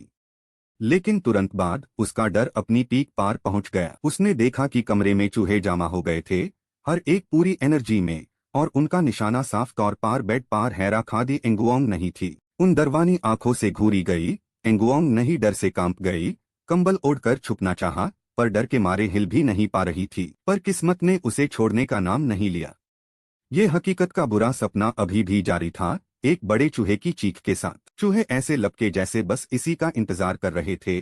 बच्चों की तरह एंगुओंग नहीं पार टूट पड़े, जिसे वो और ज्यादा डर गई। डर की हद तो जैसे एवरेस्ट छू चुकी थी। एंगुओंग नहीं तो बस इस जगह से गायब हो जाना चाहती थी। उसके दांत थार थार कांप रहे थे और आंखों से मायूसी के आंसू बह रहे थे। पर जब हद से ज्यादा हो जाए तो इंसान पलटवार करता ही है। जब उससे और बर्दाश्त नहीं हुआ तो वो जोर से उठ खड़ी हुई। उसने गुस्से से कंबल उठाया और चूहों के झुंड पर फेंका, चले जाओ यहाँ से। कुछ कमजोर चूहे एक साथ दीवार से टकराकर वहीं मर गए। उन्हें हिलने का मौका भी नहीं मिला, पर सिर्फ इतना काफी नहीं था एंगुओंग नहीं के लिए अपने पिछले डर से बाहर निकलने के लिए। उसका चेहरा सेफ्ट पैट चुका था और वो गहरी घबराहट में थी। वो नीचे बैठ गई और खुद को समझाने लगी, बुड़बुड़ाते हुए, सपना है, सिर्फ एक सपना, मैं तो बस अभी भी सपना देख रही हूँ। बदकिस्मती से उसकी खुद को समझाने की बातों का कोई असर नहीं हुआ। एंगुओंग नहीं तेजी से आगे की तरफ लपकी, मगर वो अपने बाग निकलने की ख्वाहिश पूरी ना कर सकी। रास्ता रोक दिए जाने पर एंगुओंग नहीं की सांसें और तेज होने लगी। और सबसे बड़ी बात तो ये थी कि जिस चीज ने उसका रास्ता रोका था वो एक चूहा था, उससे भी लंबा। एंगुओंग नहीं तो जैसे वही जैम सी गई, 1000 गुना बढ़ चुके उस डर के सामने। एंगुओंग नहीं को कोई उम्मीद नजर नहीं आ रही थी। घबराहट में वो मिन्नाते करने लगी, सर इधर मत आना। उस बड़े काले बदबूदार चूहे को ये सब नया लग रहा था। वो उसकी तरफ लपका। उसके सामने एंगुओंग नहीं सिर्फ काम ही पा रही थी, और एंगुओंग नहीं आखिर थी तो एक योद्धा। तो उसने रिफ्लेक्स में अपनी पूरी ताकत से चूहे के पेट में घुसा मार दिया, जिसे चूहे के मुंह से खून का एक फव्वारा छूट गया। घुंसा खाकर चूहा पीछे खिसक गया और दीवार से टकराकर यूं टूट दिया।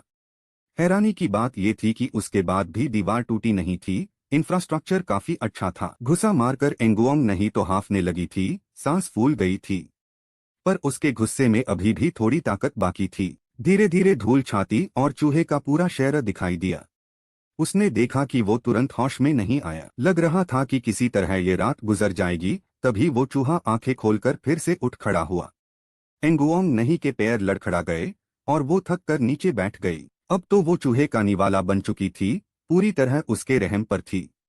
एंगुओंग नहीं बुरी तरह कांपते हुए मिन्नाते करने लगी, इधर मत आना प्लीज, मत आओ प्लीज। चूहे ने उसकी एक नहीं सुनी। उसने गर्दन पीछे की और जोर से चीखा। वो धीरे धीरे एंगुओंग नहीं के पास बढ़ा। उसमें अब तक कर डीन की हिम्मत बिल्कुल नहीं बची थी। वो बस बेबास होकर उससे देखती रही। एक ही रात में इतने सारे झटके और डर से एंगुओंग नहीं सीधे बेहोश हो गई। आंखें फाड़कर उसने शक से देखा। वो चूहा बेचैन होकर उसके हाथ के पास झुका और धीमी आवाज में पुकारा, सुनो शेन। एंगुओंग नहीं, पर वो सच में इतनी डर गई थी कि बेहोश हो चुकी थी। यूज आसपास की कोई खबर नहीं थी। जब उसने पक्का कर लिया कि एंगुओंग नहीं सच में बेहोश हो चुकी है, टैब सीएओ नैंग ने जिप खोली और तुरंत एक मेटल का टुकड़ा नीचे गिर गया। साफ था कि वो घुंसा खाने के बाद उसे भी काफी चोट लगी थी।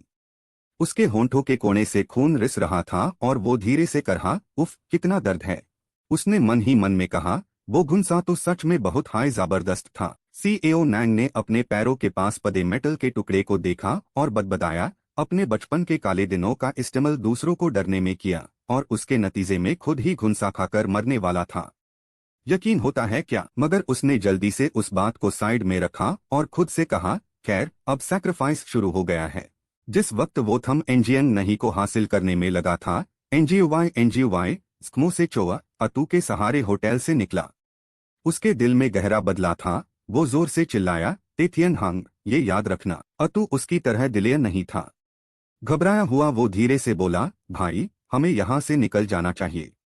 अगर कुछ और उल्टा सीधा हो गया तो डर लग रहा है। एनजीयूवाई अभी अभी एक पागल कुत्ते की तरह पीता गया था, जो अब हर किसी पर भौंक रहा था। बेचारे एतू को उसने गुस्से का ठिकाना बनाया। कॉलर पकड़कर गर्जा, क्या डर रहा है? मारा मैं गया हूँ। तू किस बात का डरता है कमीने? अतु उसे और भड़कने की हिम्मत ना कर सका। जल्दी से समझाने लगा, भाई शांत हो जाओ। एनजीयूवाई जो पैदाइशी घमंडी था, उसने इतनी जिल्लत कभी नहीं झेली थी। गुस्से से उसका चेहरा बिगड़ गया। उसने ऐलान किया, आज हम ऐसे ही नहीं जा सकते। अतु उसे फिर से होश में लाना चाहता था, भाई इतना गुस्सा मत करो। तेथियन हांग ने हमें पहले हाई वार्न किया है। लेकिन ये बातें सुनकर वो और भड़क गया। वार्निंग? वो तेथियन हांग सिर्फ वार्न करने की हिम्मत रखता है।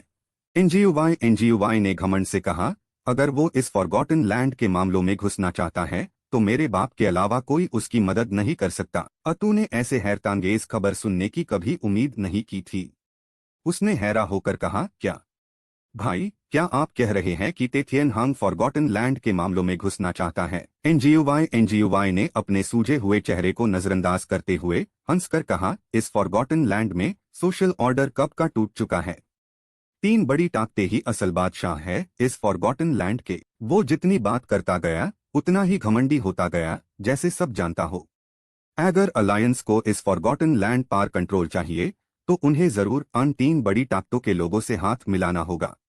अतु उसकी बातें सुनकर नदानी में मान गया और उत्सुकता से पूछा, भाई, क्या आपका मतलब है कि अलायंस चूज करेगी? एनजीयूवाई ने आसमान की तरफ उंगली उठाई और पूरे विश्वास के साथ कहा, ये पूछने की जरूरत नहीं है। उनके पास कोई रीजन नहीं है कि वो मुझे ना चूज करें। मगर वो बुज़दिल एतू अब भी थोड़ा परेशान था। भाई, लेकिन थम एंजियन नहीं तो आर्मी से हैं। अगर इस बात पर उसकी असलियत सामने आ गई। वो एक घटिया सी मुस्कान के साथ नफरत से बोला, तो क्या हुआ अगर आर्मी है? क्या फर्क पड़ता है अगर कैपिटल ऑफ होप है? जब तक ये चीज मेयर हाथ में है, आर्मी भी मेरा कुछ नहीं बिगाड़ सकती। एक आम सिपाही जो एक जीनियस को जानता है, यूज कितना सपोर्ट मिल जाएगा भला। वो जितना बोलता गया उतना ही गर्म होता गया। उसके घटिया इरादे एक झरने की तरह निकलते जा रहे थे। बेशर्मी से हवाज में डूबा उसने एतू को सब बताया। बस आज की रात अगर मेन यूज अपना बना लेता हूं तो अलायंस को कॉम्प्रोमाइज करना ही पड़ेगा।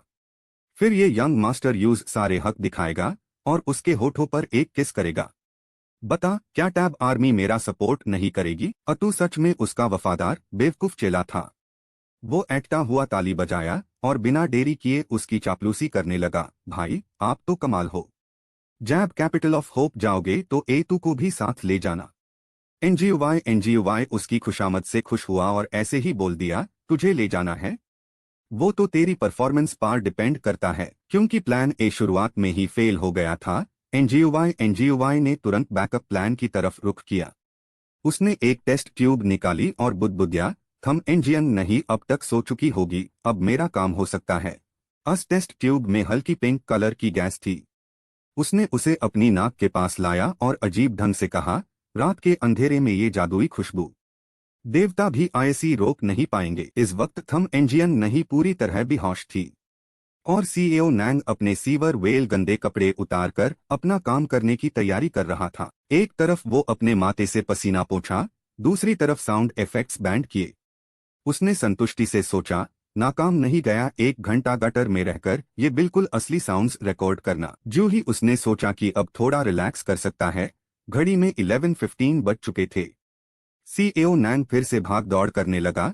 बाली के रिचुअल का टाइम आ गया है, ये फिक्स है, जल्दी तैयारी करनी होगी। उसने अपने तैयार किए हुए सामान निकले। बाली के लिए आग और ताज़ा खून चाहिए। कैंडल्स को आग मान सकते हैं और ताज़े खून के लिए बाजार से मुर्गी का खून ही मिलेगा। उसने देखा कि कैंडल्स एक गोल सर्कल में बराबर फासले पर राखी थी। उनके नीचे खून से अजीब सिंबल्स बेंदा और थम इंजन नहीं बिल्कुल बीच में थी। उसके बाद सीईओ नैंग ने एक ब्रश से उसके चेहरे पर पेंटिंग की। अब डिजाइन की बारी है। डिजाइन पूरा करने के बाद वो अपनी कला को देखने लगा और खुद की तारीफ किए बिना रह ना सका। मैं ही तो हूँ, मेरी आर्टिस्टिक एबिलिटीज भी कम नहीं, जीनियस हाई तो हूँ। लेकिन क्योंकि वक्त कम था, उसने अपनी तारीफ छोड़ दी और अपने अधूरे काम को फिर से शुरू किया। सीईओ नैंग ने सुनसान जगह का फायदा उठाया, एकदम हीरो स्टाइल में पोज बनाया और जोर से चिल्लाया, आखिरी स्टेप वो है स्लोगन, जोश भरे वो साल, खून में नहाई जवानी। मंत्रा बोलने के बाद 11:50 हो चुके थे। उसने थोड़ी देर तक वो ही पोज बनाए रखा, लेकिन कुछ भी नहीं हुआ। सीईओ नैंग तो शर्म से पानी पानी हो गया। इंतजार करते करते जब कुछ नहीं हुआ तो उसने सिस्टम की सच्चाई पर शक करना शुरू कर दिया। ये क्या हो रहा है? डील में तो म्यूचुअल ट्रस्ट की बात हुई थी। तभी सिस्टम धीरे से डिंग की आवाज के साथ सामने आया और रिजल्ट बताया, बाली अभी कंप्लीट नहीं हुई है। स्लोगन में गूंज कम है। अगर 20 सेकंड्स में कंप्लीट नहीं हुआ तो मिशन फेल हो जाएगा। इस बेकार डिमांड को सुनकर सीईओ नैंग खुद को गाली डीन से रोक ना सका। तू पागल है क्या? इतनी रात में इस सुनसान जगह पर और कितना गूंज चाहिए तुझे? लेकिन अब इस मॉड पार आकर अगर वो फेल हो जाता तो और गुस्सा आता। उसने अपनी सारी ताकत इकट्ठी की और चीखने की तैयारी की। अब कोई चारा नहीं, जो होगा देखा जाएगा। पीछे नहीं हट सकता। जब उसने पूरी सांस भर ली और जमीन आसमान हिलाने वाली चीख निकालने ही वाला था, तभी यूज अचानक एक जानी पहचानी खुशबू आई। सीएओ नैंग झट से फ्रीज हो गया और अपने डायलॉग्स भूल गया। कुछ सेकंड्स बाद उसका पूरा शरीर ढीला पैट गया, हाथ पैर कमजोर हो गए और वो बेमन से नीचे बैठ गया। नाक बंद करते हुए उसने सोचा, ये तो वही जड़ी बूटी की खुशबू है। थोड़ी देर इंतजार के बाद कमरा नंबर 708 का दरवाजा धीरे से खुला। एनजीयूवाई चुपके से कमरे में घुसा। अंदर जाते ही अपने चेले को बोलना नहीं भूला, अतु तू दरवाजे पर ध्यान रखना। वो चापलूस बनकर बोला, ओके भाई, आप बेफिक्र रहो। जैसे ही वो अंदर घुसा, हल्का सा चौंक गया, फिर उसका चेहरा सख्त हो गया। वो उसे घूरने लगा, कमर पर हाथ रखकर एक गली की आंटी की तरह ऊंची आवाज में बोला, है सीएओ नैंग। फिर उसे आज रात का अपना बुरा एक्सपीरियंस याद आया। वो माथा पीट कर बुदबुदिया, कहीं मैं फिर से गलत रूम में तो नहीं आ गया। अतु ने पीछे से कहा, नहीं भाई, आप देखो। अतु के इशारे पर एनजीयूवाई ने थम एंजियन नहीं और अधूरे रिचुअल को देखा। उसने जोर से आवाज लगाई, थम एंजियन नहीं, लेकिन इसे तो वो और उलझ गया। वो कभी उसे देखता, कभी यूज, और बदबदाने लगा, रुको, ये क्या चल रहा है? देखता हूं। तुम दोनों कैंडललाइट डिनर कर रहे हो क्या? नहीं, गलत है। सीएओ नैंग यहाँ क्या कर रहा है? एनजीयूवाई को कुछ समझ नहीं आया तो उसने सीधे सीएओ नैंग की तरफ उंगली उठाई और उसे इल्जाम लगाया, सीएओ नैंग, तेरी हिम्मत कैसे हुई थम एंजियन नहीं के रूम में घुसने की? क्यों उसके साथ क्या किया? उसका चेहरा ऐसा क्यों है? निश्चेतन करने वाली दवा के असर में सीएओ नैंग में अब बिल्कुल ताकत नहीं थी। उसका सर भारी हो रहा था। उसने खुद से पूछा, चक्कर आ रहे हैं, मेरे में बिल्कुल ताकत क्यों नहीं है? एनजीयूवाई ने उसे जमीन पर तड़पते हुए देखा और बुरी हंसी हेस्ट हुए कहा, तेरी हालत देखकर लगता है कि तू इस यंग मास्टर की बेहोशी की दवा का शिकार हो गया है। जब उसने पक्का कर लिया कि सीएओ नैंग में अब कोई टक्कर डीन की ताकत नहीं है, तो वो बेशर्मी से इल्जाम लगाने लगा, सीएओ नैंग, आज जो भी हुआ है वो सब तुम्हारे लिए पहले से ही तय है। जब मैं थम एंजियन नहीं से अपना काम पूरा कर लूंगा और मेरा खेल खत्म हो जाएगा, तो यहाँ जो भी हुआ है वो सब तुम्हारा किया धारा मना जाएगा। विलन्स ज्यादा बोलने की वजह से मरते हैं, ये बात बिल्कुल सही है। एनजीयूवाई अपनी ज़बान चलाता रहा और ये यंग मास्टर ही है थम एंजियन नहीं को बचाने वाला हीरो। उसकी ज्यादा बोलने की आदत की वजह से सीएओ नैंग को थोड़ी ताकत वापस मिल गई। उसने एक गहरी सांस ली और जोर से गरजा, जोश भरे वो साल, खून में नहाई जवानी। सीएओ नैंग ने अपनी बची खुची ताकत लगाकर मंत्रा जोर से चिल्लाया, जोश भरे वो साल, खून में नहाई जवानी, और फिर वो शान से बाली के सर्कल में जमीन पर गिर गया। एनजीयूवाई और तूने अपने कण बंद कर लिए ताकि बहरे ना हो जाए। एनजीयूवाई को समझ नहीं आया कि ये क्या कर रहा है। उसने बदबदाया, ये अचानक क्या चिल्ला रहा है? तभी उसे याद आया कि वो चुपके से दूसरे के कमरे में घुसा था। वो सच में चौंक गया और बोला, गड़बड़ हो गई। ये ऐसे चिल्ला रहा है, अब तो कोई ना कोई जरूर आएगा। खतरा महसूस करते ही एनजीयूवाई ने तुरंत ऑर्डर दिया, अतु, आईएससी पकड़ के रखो। आईएससी भगने बिल्कुल मत देना। उसने बिना देरी किए जवाब दिया, जी भाई। प्लान ने एक नया मोड़ लिया। एनजीयूवाई ने मुसीबत में भी मौका देखा और एक कदम पीछे हटा। अतु के साथ उसने सीएओ नैंग को जमीन पर दबोच लिया और बरबर करते हुए एक प्लान बनाया, इस मॉड पार थम एंजियन नहीं को तो हासिल करना मुश्किल है, लेकिन कम से कम मैं खुद को उस हसीना का हीरो तो कह लूंगा। पूरी तरह दबोचे जाने पर सीएओ नैंग को सिस्टम पार शक होने लगा, ये अभी तक कंप्लीट क्यों नहीं हुआ? क्या वो फट्टू सिस्टम मेयर साथ खेल रहा है? जैसे सीएओ नैंग के दिल की बात सुन ली हो, सिस्टम पलक झपकते ही सामने आ गया। कोई रिएक्शन देखकर वो खुशी से उछल पड़ा, आ गया। वो खुशखबरी के साथ सामने आया, होस्ट ने एबिलिटीज टेस्ट पास कर लिया है और थम एंजियन नहीं की बाली का मिशन कंप्लीट हो चुका है। झट से स्क्रीन बादल गई और उसके पर्सनल अकाउंट इंटरफेस पार आ गई, जिसमें प्रोफाइल पिक्चर, नाम सीएओ नैंग और उम्र 18 साल दिखी। स्क्रीन ने उसे और इन्फॉर्मेशन दिखाई। बेसिक इन्फॉर्मेशन, फॉरगॉटन लैंड के तीसरी हाई स्कूल का 12th क्लास सेक्शन 2 का स्टूडेंट। उसके बाद इवैल्यूएशन रिपोर्ट दिखी। Blood QI value 25/101, status max limit. Spirit value 10/50, current status max limit. Elements के लिए potential talent, iron 19%, copper 0%, tin 3%, silver 1%, gold 0%, phosphorus 1%, sulphur 1%, silicon 8%। Talent rate जितना high होगा, energy के साथ कंपैटिबिलिटी उतनी हाई होगी। System ने हर चीज को बारीकी से इवैल्यूएट किया, स्पेशल एबिलिटीज कुछ नहीं। Current evolution 1/10 complete. System test results, host का handsome value perfect, blood QI value normal, blood value normal, spirit value normal, potential talent low type. इस इवैल्यूएशन में यूज हैंडसम बताया गया था, फिर भी सीईओ नैंग बिल्कुल खुश नहीं था। गुस्से में उसके नाक से धुआं निकल रहा था। कोई गलती तो नहीं? परफेक्ट हैंडसम होना तो ठीक है, नॉर्मल ब्लड क्यूआई और स्पिरिट वैल्यू को भी मैं नजरअंदाज कर सकता हूं। सिस्टम ने उसे बड़ी बेरहमी से उसके थम एंजियन नहीं और तेथियन हांग के बीच का कंपैरिजन दिखाया, जिसे वो बहुत गुस्सा हुआ। लेकिन पोटेंशियल टैलेंट लो टाइप, कहीं तुमने गलत बंदा तो नहीं चुन लिया? मेरी हाईएस्ट कंपैटिबिलिटी तो आयरन के साथ है, और वो भी सिर्फ 19%। ये क्या बकवास है? सिस्टम ने बिना किसी हमदर्दी या तस्कीन के शांत भाव से रिजल्ट्स का ऐलान किया। होस्ट ने एक्सीलेंट डिफिकल्टी का मिशन पूरा कर लिया है। होस्ट को सबसे स्ट्रॉन्गेस्ट पावर का बैप्टिज्म मिलेगा। इसके अलावा 100% चांस है कि बिगिनर लेवल यांग ट्रेजर मिलेगा और 50% चांस है कि स्पेशल पावर मिलेगी। जब उसने सुना कि अल्टीमेट पावर सेरेमनी शुरू हो गई है, सीईओ नैंग के दिमाग में बस दो लफ्ज गूंज रहे थे, सबसे ताकतवर, और उसकी आंखों में सितारों सी चमक थी। सिस्टम ने सैक्रिफिशियल टारगेट एंगुओंग नहीं को स्कैन करना शुरू किया। उसने सैक्रिफाइस प्रोसेस इनिशिएट कर दिया।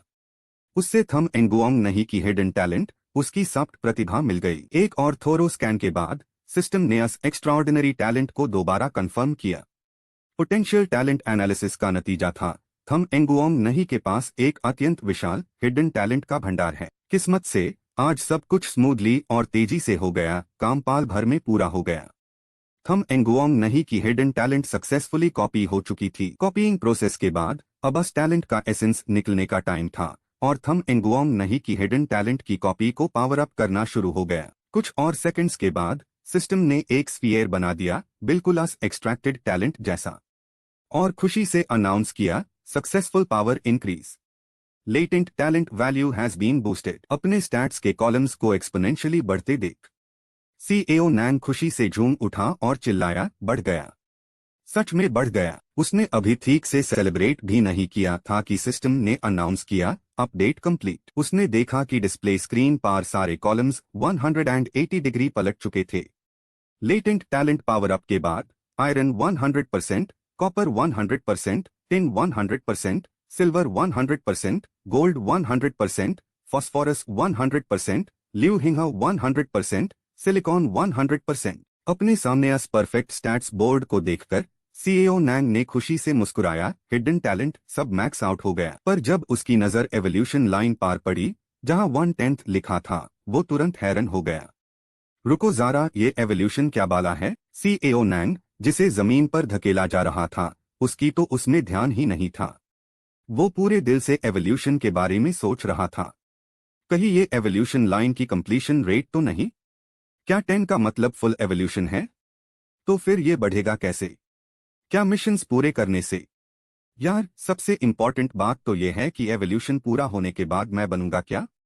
कोई सुपरमैन जो कुंग फू मास्टर में बादल जाए, या फिर कोई फेरोशियस लोलिता टाइप चीज? उसके ज्यादा देर सोचने का इंतजार किए बिना सिस्टम ने और रिवॉर्ड्स दिए। होस्ट को एक बिगिनर ट्रेजर चेस्ट मिला है, और साथ ही एक स्पेशल पावर भी मिली। प्राइमरी और सेकेंडरी स्कूल स्टूडेंट्स के लिए third broadcast exercise, the youth dance. Friendly reminder, जैब होस्ट प्राइमरी और सेकेंडरी स्कूल स्टूडेंट्स के लिए थर्ड ब्रॉडकास्ट एक्सरसाइज की मूवमेंट्स करेगा, तो उससे हैप्पी मूड का स्टेटस मिलेगा। इस स्टेट में कल्टिवेशन स्पीड 50% बढ़ जाएगी, HP-NP रिकवरी स्पीड 300% बढ़ जाएगी, और सारे नेगेटिव स्टेटस रिमूव हो जाएंगे। भलाई रिवॉर्ड काफी जबरदस्त था, पर एक्टिवेशन कंडीशन तो बिल्कुल बकवास थी। सीईओ नैंग अपने दिल ही दिल में खुद को गाली दीन लगा। ये घिसापिटा एक्सरसाइज वापस ले सकते हो क्या? क्या अब हर बार कल्टिवेशन के लिए नाचना पड़ेगा? मेन सीईओ नैंग, भले ही कभी नॉर्मल ना रहा हूं, पर इज्जत तो चाहिए ना। एनजीयूवाई ने देखा कि वो खुद से बातें कर रहा है, बिल्कुल पागल की तरह। उससे गुस्सा भी आ रहा था और समझ भी नहीं आ रहा था। उसने पूछा, ये लड़का क्या बड़बड़ किए जा रहा है? क्या कर रहा है? अतु ने आईब्रो उठाकर अनुमान लगाया, पता नहीं, शायद इतना डर गया है कि बेवकूफ हो गया है। तभी एनजीओ नहीं ने थोड़ी हलचल की। सीईओ नैंग ने मन ही मन में कहा, और नहीं, अभी क्यों जाग रही है ये? उसकी पूरी बॉडी एक पतली सी एनर्जी स्क्रीन में लिपटी हुई थी। हालात बेहद नाजुक थे। एक पल के लिए सीईओ नैंग ने अपनी सारी शर्म छोड़ दी और डिसाइड किया, अब कोई ऑप्शन नहीं है, एक्सरसाइज तो एक्सरसाइज। उसने फर्श पर हाथ रखकर उठने की कोशिश की। एनजीओवाई ने देखा और जोर से दबाया। क्या बड़बड़ कर रहा है? अतु भी चिल्लाया, चालाकी मत करना। सीईओ नैंग ने सब कुछ इग्नोर करते हुए पहला मूव चिल्लाकर बोला, और फिर पता नहीं कैसे वो सीधा खड़ा हो गया और उन दोनों को झटक दिया। एनजीओवाई को जब झटका लगा तो वो हैरान रह गया है। सीईओ नैंग एक्सरसाइज करते हुए गिनता रहा, 1 2 3 4, 1 2 3 4। वो और एतू तो अपना चेहरा पकड़े हैरत में थे। ये क्या हो रहा है, ये क्या हो रहा है? उस अनजाने थप्पड़ का गुस्सा सीधा उसके दिमाग में चढ़ गया। वो होश में आया और गुस्से से बोला, इसको पकड़ो। शायद डर के मारे इसका दिमाग खराब हो गया है। ऐसी गड़बड़ करने मैट डू। अतु ने जवाब दिया, ओके। जैसे ही वो दोनों उसे दबाने की कोशिश करने लगे, सिस्टम ने अनाउंस किया, सेकंड मूवमेंट, चेस्ट स्ट्रेच।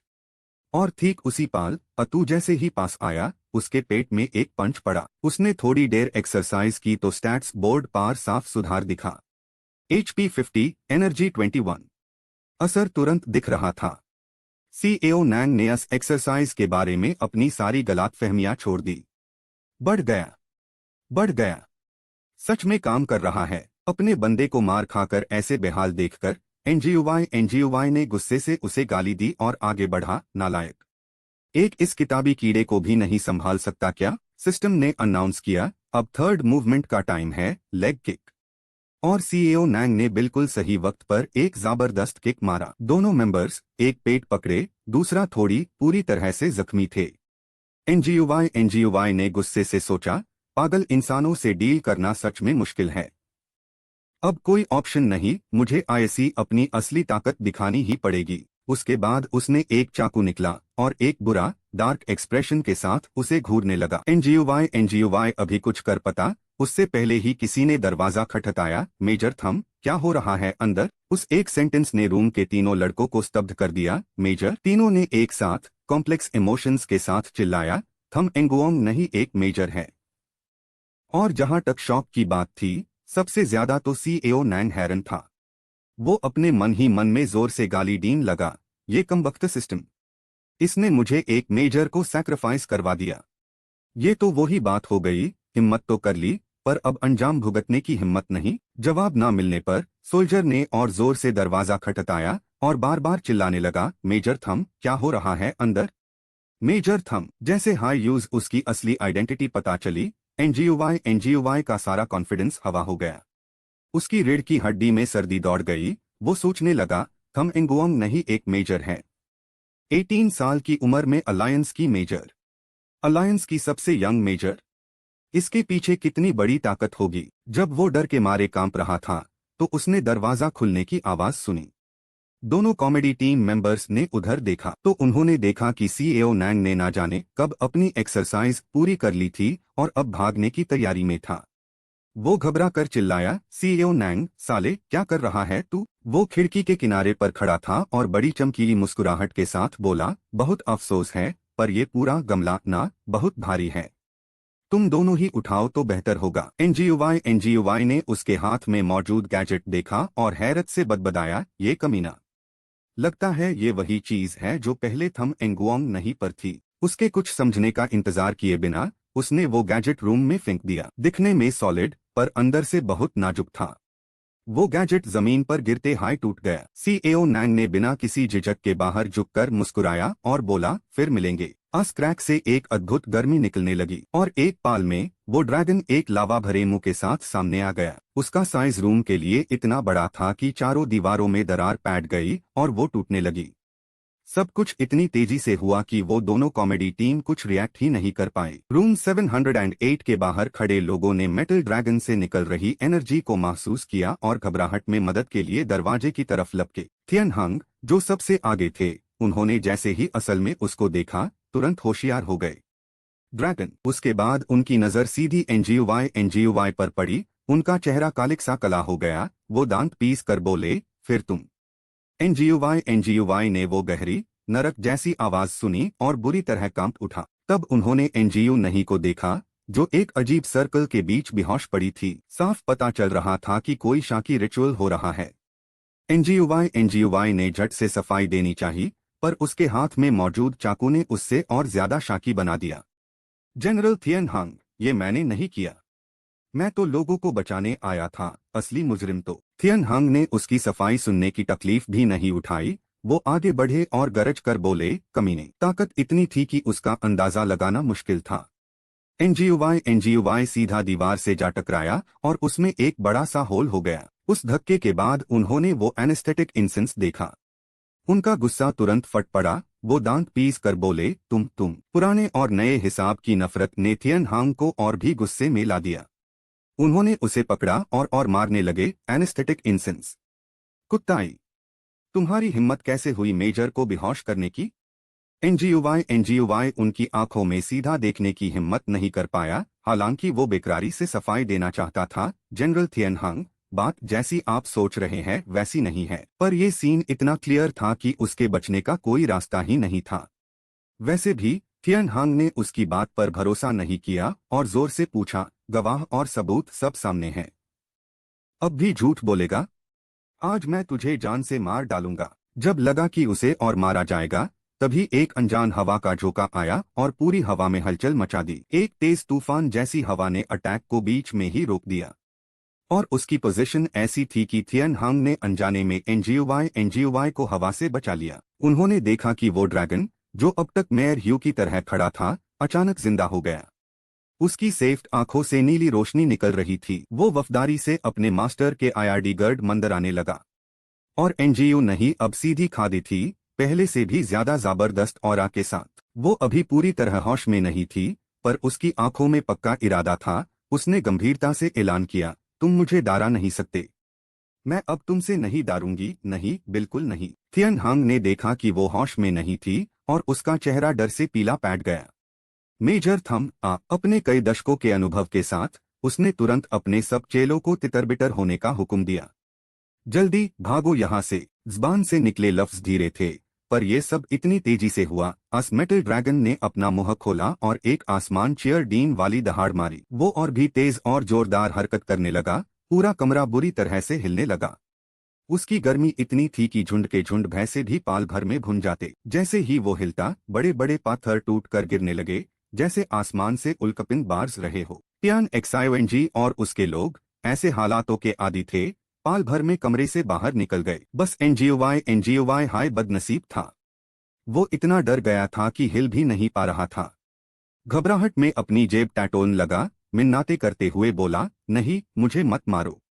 रुको, प्लीज मुझे मत मारो। मेरे पास कुछ जरूरी चीज है जो मैं तुम्हें देना चाहता हूँ। लेकिन एनजियन नहीं इस वक्त किसकी सुनने वाली थी। उसकी एक पूंछ बेरहमी से लश्करी। एनजीओवाई की जेब से वो चीज भी उछलकर कमरे से बाहर जा गिरी। वो अंदर से गुस्से और नाइंसाफी से भर गया। क्यों? आखिर क्यों? मैं ही क्यों इस अंजाम का हकदार हूँ? टियान एक्सायोएनजी और उसके साथ खड़े लोग कमरे के बाहर खड़े थे। अंदर जाने की हिम्मत नहीं थी। उसने जल्दी से अंदर आवाज लगाई, कैप्टन, अगर ये ऐसे ही चलता रहा तो पूरा होटल गिर जाएगा। उसने बस कुछ चीखने का नाटक किया और सब कुछ छोड़कर अपने चेलों के साथ वहां से भाग निकला। भागो, होटल गिरता है तो गिरने दो। भागते वक्त टियान एक्सायोएनजी सोच सोच कर और भी डरता जा रहा था। सच में एनजियंग नहीं सिर्फ मैनिफेस्टेशन और असिमिलेशन ही नहीं कर सकती थी, बल्कि डिवार भी कर सकती थी। मैनिफेस्टेड एनर्जी और डिवावरिंग, ये तो सिर्फ तबाही का निशान है। उसी पाल गांव नेंग जो कमरे के बाहर रोप के सहारे लटका हुआ था, उसने एक जोरदार धमाका देखा। उस दहशतनाक धमके को देखकर उसकी प्रोफेशनल हैबिट जाग उठी और उसने वही उसकी कीमत लगा दी। बाप रे, कमाल है। अगर पता होता कि वो आयरन ड्रैगन इतना ताकतवर है, तो मैं नीचे ही नहीं आता। वैसे अगर ये पावर बेची जा सके, तो कम से कम 5000 अलायंस करेंसी तो मिल ही जाएंगे। कुछ ही देर में अपने हाथ पैरों के बेहतरीन तालमेल से वो सुरक्षित जमीन पर उतर गया। गांव नेंग ने बेड मूड में पोज बनाया और मुस्कुराकर कहा, सेफ लैंडिंग। ठीक उसके बाद एनजीओवाई की जेब से गिरा हुआ वो सामान सीधा उसके सर पर आ गिरा। गांव नेंग ने उसे उठाया और हैरानी से देखा, ये तो एक